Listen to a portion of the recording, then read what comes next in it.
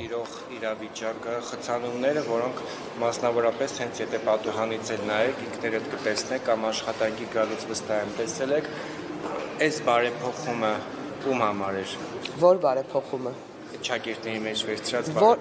մեր որ բարեփոխումը նկատի ունեք։ Ձեր բոլոր բարեփոխումներն իհարկե նկատի չունեմ անձնապես ձեր այլ քաղաքային։ Ես քաղաքային իշխանությանն էլ նկատի ունեմ։ Քաղաքային իշխանության բոլոր շակերտավոր բարեփոխումները դժվարեցնում են երևանցիների եւ Երևանում ապրողների Երևանում երթևեկությունը, մասնավորապես երթևեկության փոփոխությունը, որը հենց հիմա քաղաքապետարանի պատուհանից եթե նայենք, մենք բոլորով կտեսնենք, թե ինչ խայտարակ իրավիճակ է ստեղծվել այդ շակերտավոր բարեփոխման արդյունքում։ Դուք խոսում եք խցանումներից, խոսում ենք մասնավոր մեքենաների մասին, բայց քաղաքային իշխանությունների լիազորությունների եւ պարտադիր պայմանների մեջ մտնում է բոլոր քաղաքակիրթու նորմալ երկրներում, որպեսզի ապահովի նորմալ տրանսպորտային համակարգ։ Եվ տրանսպորտային համակարգի կարևոր մասերից մեկն է ունենալ տրանսպորտային գծեր։ Տրանսպորտային գծերը տրանսպորտով օգտվող քաղաքացիների եւ այո մեքենաներով օգտվող քաղաքացիների շահերը երբեմն ինչ որ բաներում իրար հակասում են։ Մենք փորձում ենք ստեղծել ամեն հնարավորինս, մենք նաեւ ապագայի պլաններում ունենք շուտով, որը կյանքի է սկսելու կոչվել նոր ճանապարհների կառուցում եւ չկա, ես կարծում եմ համարյա թե երկիր, չկա մայրաքաղաք, որը չունենա խցանումներ, վերջերս նաեւ Փարիզում պաշտոնական այցով էինք եւ տեսնում էինք թե ինչքան են քաղաքակիրթ երկրները տալիս հասարակական տրանսպորտին, հեծանիվներին ավելի շատ տեղ, քան թե մեքենաներին։ Այս պահի դրությամբ Երևանը եւ Երևանի ճանապարհները որոնք դեռ չեն կառուցվել, թույլ չեն տալիս ունենալ լիարժեք տրանսպորտ ազատում փողոցները խցանումներից։ Այստեղ քաղաքապետարանի դիմաց ներողություն, երբ որ երկրորդ գիծը, կոնկրետ երկրորդ գիծը երթևեկության տրամադրվել է ավտոբուսին, ավտոբուսը ինչ որ մի հատված գալիս է, հետո տեղափոխվում է առաջի գիծ, որպեսզի կանգ առ։ Պետք է չէ ինչ որ տեղից սկսել եւ գիտեք մենք չենք որոշում, դա չի որոշում քաղաքային իշխանությունը, դա չի որոշում ուղակի մարդ, որը չի հասկանում այդ գծանշանները, թե որ գծում լինեն եւ թե անեն։ Դա մենք տրանսպորտային ցանցի հետ կապված դեռ նորից ես բազմիցս եմ ասել, Տան Մարգարյանի ժամանակից մենք ունենք տրանսպորտային ցանցի մեխանիզմը գնաց եւ այդ ես եթե չեմ սխալվում դեռ այդ նախագծով էլ գնում է եւ այդ նախագծի շրջանակներում գծվում են այդ թե կանգառներն են թե բացարձակ ես ասել եմ այդ լավագույն բանն է որը նախկիններն արել են եթե հիմա դա է շարունակվում ճիշտն ասեմ այն նախագիծը որը արել էր եւ Հայկ Մարությանը որը եկավ ու կանգնացրեց այն ինչ տեսեք մենք հիմա խոսում ենք բանի մասին մի րոպե ես ավարտեմ հետո ավարտեմ շարունակեք հարցը ժամանակին երբ նախկին իշխանությունը, քաղաքային իշխանությունը, չեմ ասում նախկին, օրինակ Հայկ Մարությանի ժամանակ, երբ մյուս խմբակցությունն ասում էր այն տրանսպորտի բարեփոխումների շարքը, որը նախ սկսել էր Տան Մարգարյանը, այդ կետից շարունակեք, պարոն Մարության։ Պարոն Մարությանը դրա տակ սկսեց կոռուպցիոն ռիսկեր նայել, եսի մինչեր նայել եւ կանգնեց 5 տարի կանգնած է եղել process-ը տրանսպորտի նոր համակարգի դրման եւ այն ինչ հիմա արվում է դա այսպես ասած զրոյից նորից սկսվել է նորից սկսել ենք մենք զրոյից եւ դրա համար ժամանակ է պետք այո երբեմն կլինեն նաեւ այդ ճանապարհին խոչընդոտներ կլինեն նաեւ խոչընդոտող բաներ այո ցանկացած պարագայում լինում են նաեւ սխալ որոշումներ Հերացի փողոց ավտոբուսի գիծը Ժողովուրդ, ես տրանսպորտի մասնագետ չեմ եւ այն հարցերը ինչ տալիս եք նորից եմ ասում սա խիստ մասնագիտական է եւ մասնագետներն են որոշում որոնք են գծերը Երբ հասնում եք այստեղ այս նոր փոփոխությամբ դուք կողմնորոշվում եք ոնց պիտի գիտեք ցանկացած փոփոխություն որը նաեւ անում են գայի կողմից բան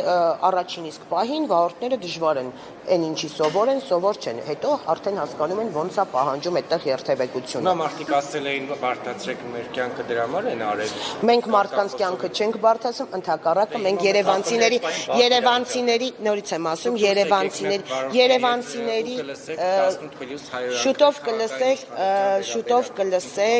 շուտով կլսեք նաև այն քաղաքացիների օրտնանքները, որոնք օգտվում են տրանսպորտից։ Խաչատրյան, մի բան, ձեր կուսակիցը, որ նաև ավականու անդամ էր, Արտակը Զեյնալյան, մի քանի օր առաջ ընտրվեց Սահմանադրական դատարանի անդամ։ Դուք սա նորմալ եք համարում։ Դրանից առաջ Կարեն Անդրեասյանը ԿՊ-ից էր, մի օր հետո դուրս եկավ ԿՊ-ից, դարձավ ԲԴԽ նախագահ։ Հիմա ձեր կուսակցականը մի օր հետո տենց ոնց որ փոշի մաքրեց, այսպես ասած դարձավ ՍԴ անդամ։ Զեյնալյանը փոշի մաքրելու կարիք չունի, Արտակ Զեյնալյանը հպարտությամբ եղել է Հանրապետություն կուսակցության անդամ, այս պահին այլևս կուսակցության անդամ չէ, իրեն վերաբերվող հարցերն ուղղեք Արտակ Զեյնալյանին։ Ժողովրդավարական երկում դա նորմալ եք համարում։ Իդեպ այնտեղ հարց հնչեցի։ Այո, նորմալ եմ համարում, մարդը իր իսկ կամքով է դառնում կուսակցական, իր իսկ կամքով հեռանում։ Այսինքն այդ շուտ մոռանում եք կուսակցական ճանապարհը։ Դուք ինչ եք կարծում։ Եկեղեցու դեմ արշավ չի սկսել, եկեղեցի եւ պետություն արդեն տարիներ շարունակ են իրար հետ համագործակցություն ունեն, այսինքն երբեք էլ չի ունեցել, հա, եկեղեցին ունեցել է բիզնեսմեն տերտերներ, ցավոք, այս վերջին 2 տասնամյակին առհասարակ բիզնեսմեն տերտերներ եւ այսօր պայքարը, ես իմ անձնական կարծիքն եմ ասում, այսօր պայքարը գնում հենց բիզնեսմեն տերտերների։ Մենք էլ իմանանք, այս մարդկանց իրենց օրինակ Ես չեմ ճանաչում անուններով։ Բա հիմա ասում եք ստացվում է։ Չգիտեմ, չեմ էլ ուզում իմանալ։ Ես եկեղեցի գնում եմ, ես շատ կուզեի, ես եկեղեցի գնայի եւ ստանայի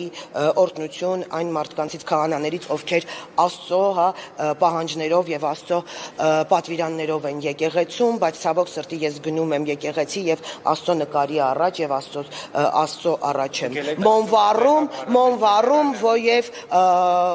չեմ Դուք եք կարծում, որ վեհապարը պետք է հեռանա։ ասեք վեհապարի գիտեք այն պատերազմը որ գնում է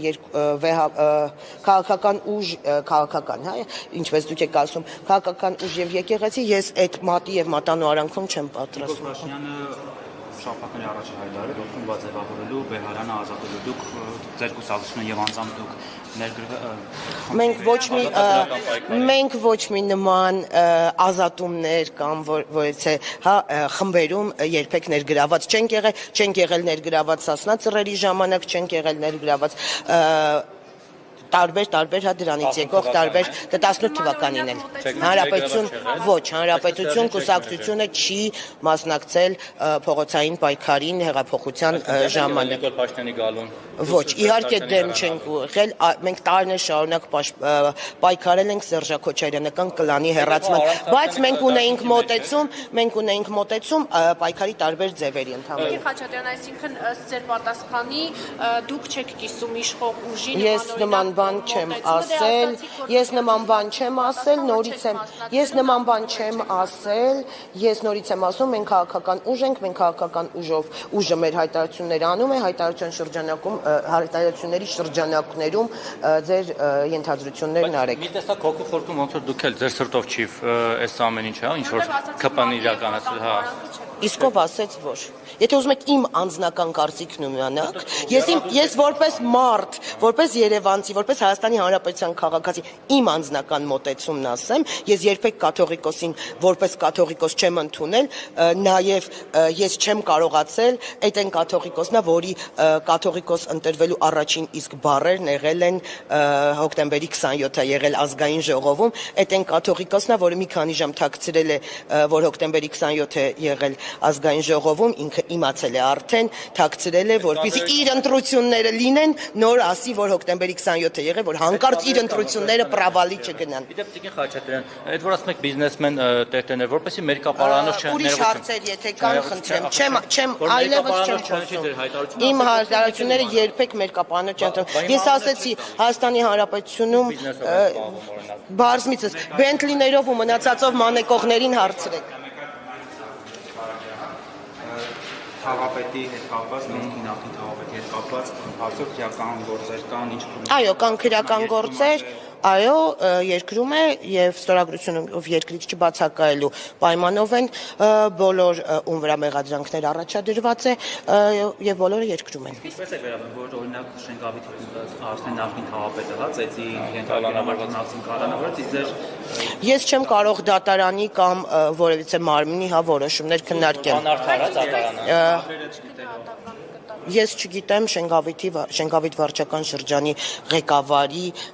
այն ինչի համար կալանավորվել է մանրամասները։ Ներողություն, մենք գիտենք։ Այն ինչ եղել է ուղիղ եթերով բոլորը տեսել եք եւ դա չի եղել ծեծ որպես այդպեսին ես իմ ինչպես եւ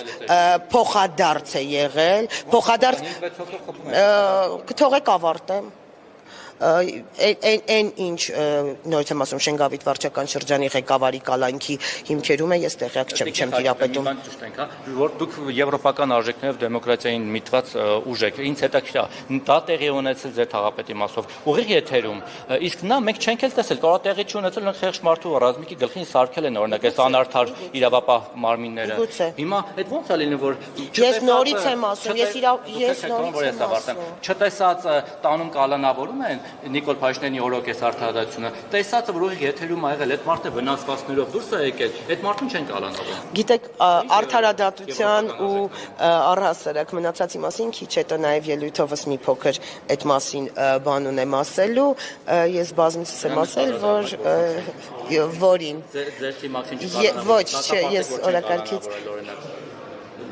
Ես դա դատարանի որոշումն է գործը ընթացքի մեջ է կորոշեն Ես հայտարարություն արել եմ նախապես Արտակ Գալստյանի մասով եւ ասել եմ որ այն ավականու անդամը մենք դեմ ենք քվեարկել